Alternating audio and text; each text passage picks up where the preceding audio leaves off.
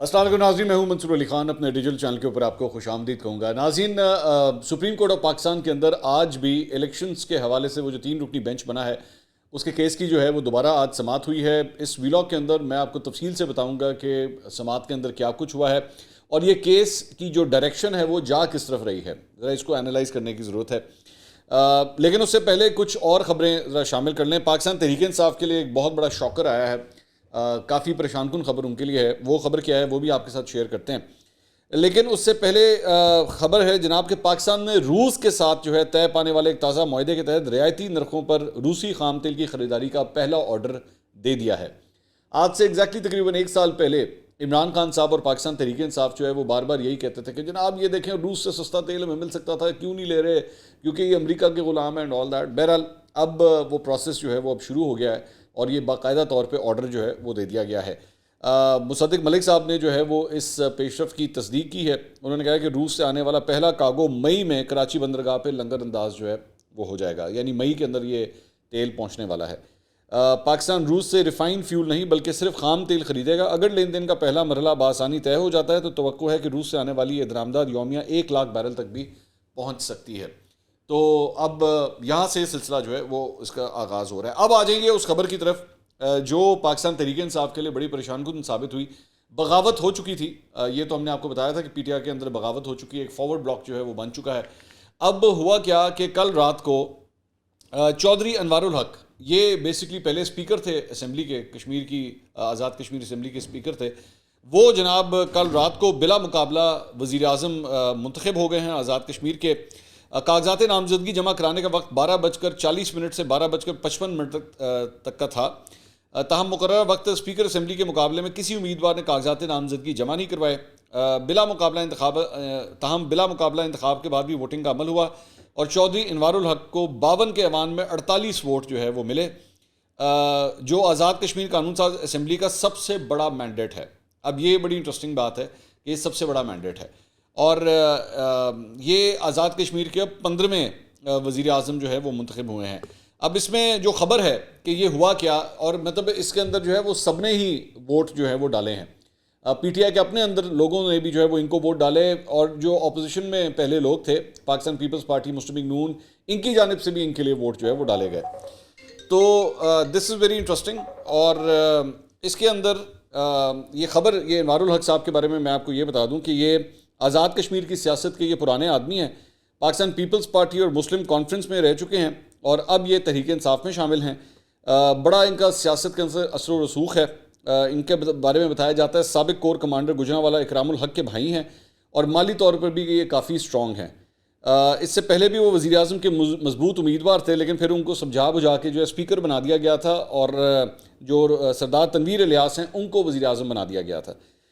موجودہ صورتحال میں فارورڈ بلاک بننے کی وجہ سے دونوں اطراف چونکہ بندے پورے نہیں ہو رہے تھے، تو P T I Chaudhry Rashid کو جو ہے وزیر اعظم بنانا چاہتی تھی، تو چودھری انوار الحق آزاد حیثیت میں کھڑے ہوئے اور دونوں اطراف کے ووٹ لے کے وزیر اعظم بن گئے۔ تو ایک کمپرومائز مطلب جو ہے وہ ایک ڈھونڈا گیا کہ بھئی اور تو کوئی حل نہیں ہے تو یہی حل ہو سکتا ہے، تو اس کے تحت جو ہے وہ، تو اب آپ باقاعدہ طور پہ کہہ سکتے ہیں کہ ایک قومی حکومت جو ہے وہ آزاد کشمیر کے اندر آ گئی ہے۔ سیاسی حلقے یہ کہتے ہیں کہ آزاد کشمیر کے بعد اب اگلی باری جو ہے وہ گلگت بلتستان کی بھی ہے، لیکن وہاں کے ڈائنامکس جو ہیں وہ کافی حد تک ڈفرینٹ ہیں آزاد کشمیر سے۔ So we'll have to wait and see, لیکن ایک قومی حکومت کا قیام جو ہے نا وہ عمل میں آ گیا ہے۔ اب قومی حکومت جو ہے نا وہ اس طرح عام حالات کے اندر جو ہے وہ اس کا قیام کبھی بھی عمل میں نہیں آتا جب تک جو ہے ان سب کو کوئی اکٹھے بٹھانے والا نہ ہو۔ باقی آپ سمجھدار ہیں، آگے جا کے ساڑھا کبوتر مار جاتا ہے، ٹھیک ہے، اس سے آگے بات نہیں کرتے۔ اچھا جی، دوسرا علی زیدی صاحب پاکستان تحریک انصاف کے جو رہنما ہیں، فراڈ اور دھمکانے کے کیس میں گرفتار علی زیدی صاحب کی ضمانت جو ہے وہ منظور ہو گئی ہے۔ 10,000 روپے کے ضمانتی مچلکے جمع کرانے کا ان کو حکم دیا گیا۔ اس میں کہا گیا ہے کہ جی مدعی مقدمے کے وکیل کامران بلوچ ایڈوکیٹ نے میڈیا کو بتایا کہ مدعی مقدمہ ملک سے باہر ہے، ہماری عدالت سے باہر سیٹلمنٹ ہو چکی ہے۔ علی زیدی کو انسانی ہمدردی کے تحت ضمانت پر رہا کیا گیا ہے۔ ان کے وکیل نے کہا کہ علی زیدی کی درخواست سے ضمانت میرٹ پر منظور نہیں ہوئی، ان کی ضمانت مدعی سے سیٹلمنٹ کے نتیجے میں منظور ہوئی ہے، اور ان کے وکیل کا کہنا ہے کہ علی زیدی اور مدعی مقدمہ کے درمیان کچھ معاملات طے ہو گئے ہیں، دیگر معاملات جیل سے باہر آنے کے بعد طے کیے جائیں گے۔ اب یہ ایک ڈفرنس جو اس کے اوپر تجزیہ کار یہ بھی بات کر رہے ہیں کہ جی پہلے تو علی زیدی صاحب کہہ رہے تھے میں بندے کو نہیں جانتا، میری تو کسی قسم کی کوئی ٹرانزیکشن ہوئی نہیں ہے، میں تو اس ملک میں ہی نہیں تھا، میرا کیا لینا دینا اس شخص کے ساتھ، تو پھر سیٹلمنٹ کس بات کی ہوئی ہے؟ آپ کو تو سیٹلمنٹ نہیں ہونی چاہیے جب سرے سے کوئی کیس ہی نہیں تھا، آپ کی کوئی اس کے ساتھ فائنینشیل ٹرانزیکشن تھی ہی نہیں، کوئی لینا دینا نہیں تھا، تو پھر سیٹلمنٹ کس بات کی ہو رہی ہے؟ تو بہرحال سیٹلمنٹ ہوئی ہے اور سیٹلمنٹ کے نتیجے میں جو ہے وہ اب ان کو ضمانت مل گئی ہے، تو ان کی جو مشکلات تھیں پچھلے چند دنوں میں وہ اب آسان ہوئی ہیں سیٹلمنٹ کرنے کی وجہ سے. دس از ویری امپورٹنٹ. اس کے علاوہ لاہور کی انسداد دہشت گردی کی عدالت میں علی امین گنڈا پور کے جسمانی ریمانڈ کی درخواست پر سماعت ہوئی. اس پہ سرکاری وکیل نے دلائل دیتے ہوئے کہا کہ جی زمان پاک سرچ آپریشن کے دوران پولیس نے اسلحہ برآمد کیا. گرفتار افراد نے بیان دیا کہ برآمد اسلحہ علی امین گنڈا پور نے فراہم کیا. ملزمان کے بیان کی تصدیق کے لیے علی امین کا جسمانی ریمانڈ جو ہے درکار ہے. عدالت نے پولیس کی جسمانی ریمانڈ کی استدعا مسترد کر دی. دوسری جانب سندھ پولیس نے انسداد دہشت گردی کی عدالت سے علی امین گنڈا پور کا راہداری ریمانڈ جو ہے وہ مانگ لیا. پولیس نے عدالت کو بتایا کہ علی امین گنڈا پور کے خلاف 18 اپریل کو شکارپور میں ایک مقدمہ درج ہوا ہے اور اس کے اندر وہ جو ہے وہ مطلوب ہیں. ان کا 2 روزہ راہداری ریمانڈ منظور کر لیا گیا اور علی امین گنڈا پور کو اب سندھ پولیس کے حوالے کر دیا گیا. تو وہ جو فٹ بال بنانے کا جو ایک طریقہ کار ہے تمام سیاستدانوں کو، وہ سلسلہ اب بھی جاری ہے. علی امین گنڈا پور کے ساتھ بھی یہی ہو رہا ہے، پہلے کبھی بھکر کبھی لاہور، تو اب سندھ کی طرف جو ہے وہ جانے لگے ہیں. اچھا جی، اس کے علاوہ اسلام آباد ہائی کورٹ سے رجوع کیا گیا عمران خان صاحب کی جانب سے کہ جی عید کی چھٹیوں کے دوران جو ہے انہیں گرفتار کرنے سے روکا جائے، کیونکہ عمران خان صاحب کو اور پی ٹی آئی کو بہت شک ہے اس بات کا کہ شاید عید کی چھٹیوں میں یہ لوگ انہیں گرفتار کرنے لگے ہیں، تو اس لیے انہوں نے اسلام آباد ہائی کورٹ سے رجوع کیا. ایڈوکیٹ فیصل چودھری جو ہے وہ عدالت میں پیش ہوئے. انہوں نے کہا کہ سراج الحق زمان پاک آیا، مذاکرات کی اچھی کاوش ہوئی، لیکن اگلی صبح ہم نے دیکھا کہ سندھ کے ہمارے صدر کو اٹھا لیا گیا، علی زیدی کا. اب آپ یہ ابھی تھوڑی دیر پہلے میں نے علی زیدی کے بارے میں کیا بات کی تھی، یہ اس کو اس کے ساتھ اٹیچ کر رہے ہیں، جبکہ وہاں پہ وہی علی زیدی جو ہے وہ سیٹلمنٹ کر کے معاملات جو ہے وہ نپٹا رہا ہے. ٹھیک ہے، یعنی ایشوز تھے، کوئی نہ کوئی ایشوز تھے جس کی وجہ سے ان کو اٹھایا گیا تھا. یہ کیا کہہ رہے ہیں، وہ جی سراج الحق ہمارے پاس مذاکرات کرنے آئے تھے تو اگلے دن ہمارے جو ہے وہ سندھ کے صدر کو علی زیدی کو جو ہے وہ اٹھا لیا گیا. کس چیز کو کس چیز کے ساتھ کنیکٹ کر رہے ہیں.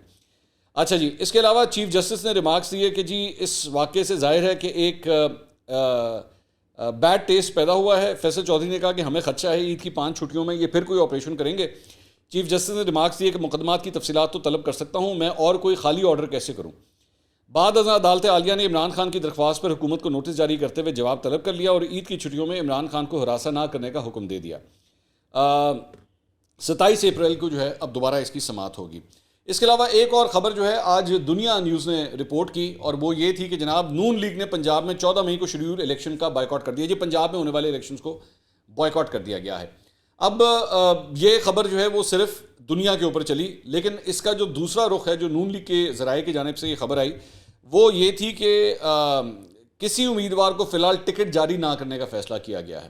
یہ ہے انہوں نے کہا ہے کہ جی لیگی امیدواروں کے کاغذات نامزدگی بھی فی الحال واپس نہیں لیے گئے ہیں اور عدالتی فیصلے کے بعد امیدواروں کو پارٹی ٹکٹ جاری کرنے پر غور کیا جائے گا. اس کی وجہ یہ ہے کہ وہ یہ کہہ رہے ہیں کہ جی ہمارا موقف ہے کہ ہم 14 مئی کے الیکشن کو نہیں مانتے. بائیکاٹ اس وقت ہوتا ہے جب امیدوار کاغذات واپس لے لے، تو ہم بائیکاٹ نہیں کر رہے، ہم نے صرف ابھی ٹکٹ جاری نہیں کیے ہیں، صرف اتنی سی بات ہے.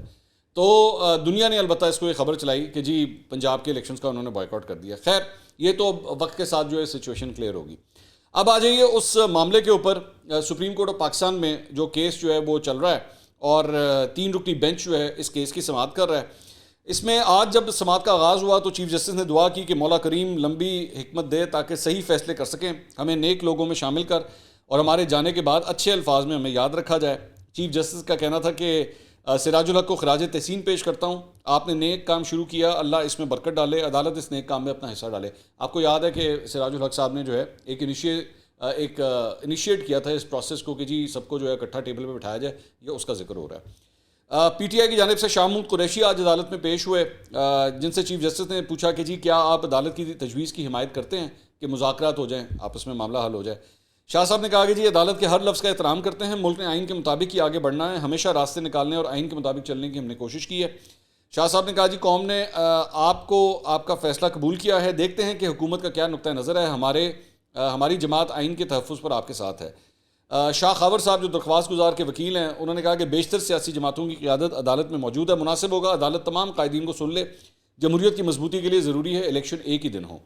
چیف جسٹس نے کہا کہ جی سیاسی قائدین کا تشریف لانے پر مشکور ہوں، صف اول کی قیادت کا عدالت آنا اعزاز ہے، قوم میں اضطراب ہے، قیادت مسئلہ حل کرے تو سکون ہو جائے گا، عدالت حکم دے تو پیچیدگیاں بنتی ہیں، سیاسی قائدین فہم و تفہیم سے مسئلہ حل کریں تو برکت ہوگی۔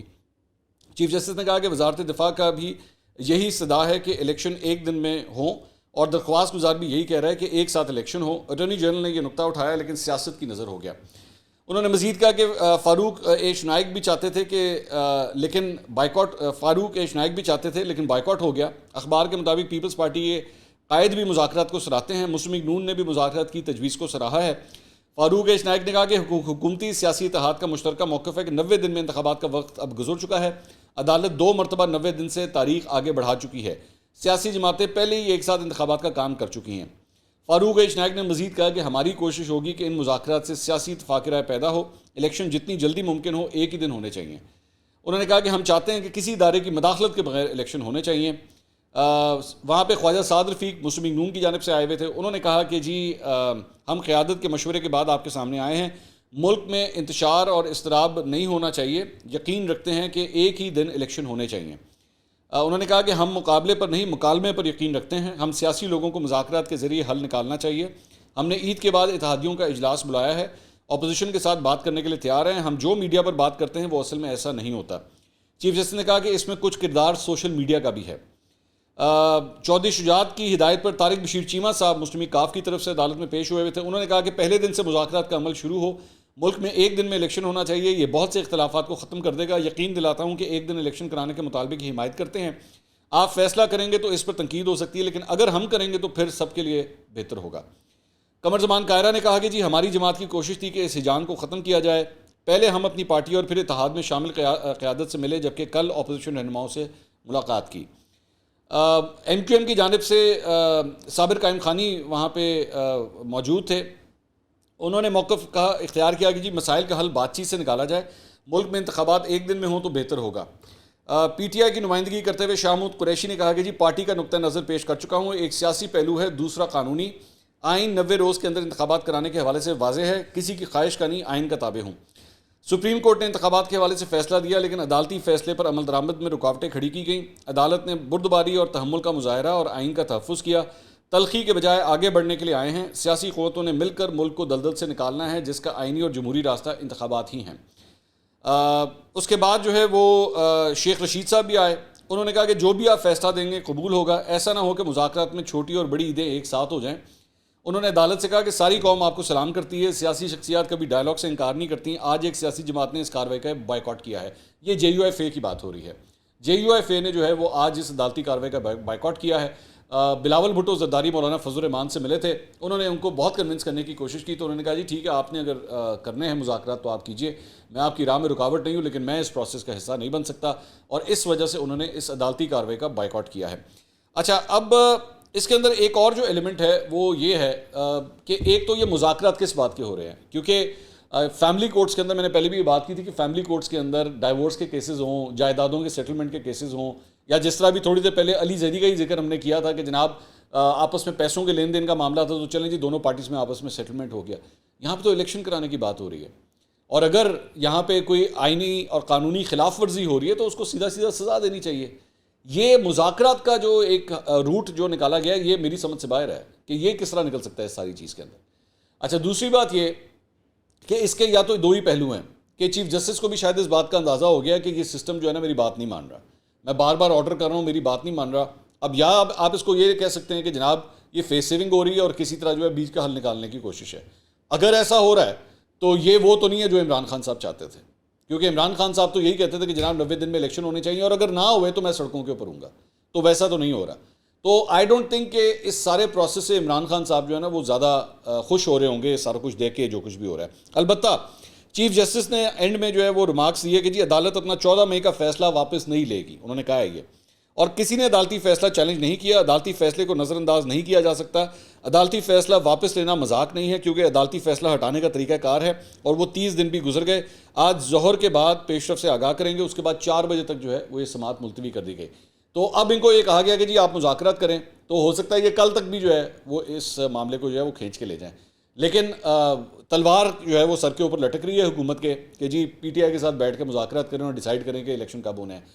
چند جو تجزیہ کار ہیں اور جو اس ساری چیز کو آبزرو کریں، جو میری ان سے بات ہوئی، جولائی کی آواز آ رہی ہے اس وقت اسلام آباد کے حلقوں کے اندر کہ جی جولائی کے اندر جو ہے کوئی سیٹلمنٹ ہو سکتا ہے. اگر آپ کو یاد ہو، میں نے اپنے چند پچھلے ویلاگز میں 61 میں نے یہ بات کہی تھی کہ لگتا ہے ایسے ہی ہے کہ جون کے اندر بجٹ جو ہے وہ دے دیا جائے گا اور اس کے بعد جولائی کے اوپر جو ہے وہ کوئی سیٹلمنٹ ہوگا. حکومت کی یہ کوشش تھی کہ یہ الیکشن جو ہے وہ ستمبر سے آگے لے جایا جائے. اب ستمبر کے اندر ایک اہم جو ہے وہ تبدیلی آ رہی ہے سودے کے اندر، جس کی وجہ سے اس الیکشن کو آگے لے جایا جائے. جبکہ پی ٹی آئی کی یہ کوشش ہے کہ نہیں، ہوں گے الیکشن تو اس سے پہلے ہوں گے، بعد کی جو ہے وہ کوئی صورتحال نہیں ہوگی. تو یہ اب تک کی اپڈیٹس ہیں. انشاءاللہ اگلی ویڈیو میں آپ سے دوبارہ ملاقات ہوگی. اللہ حافظ.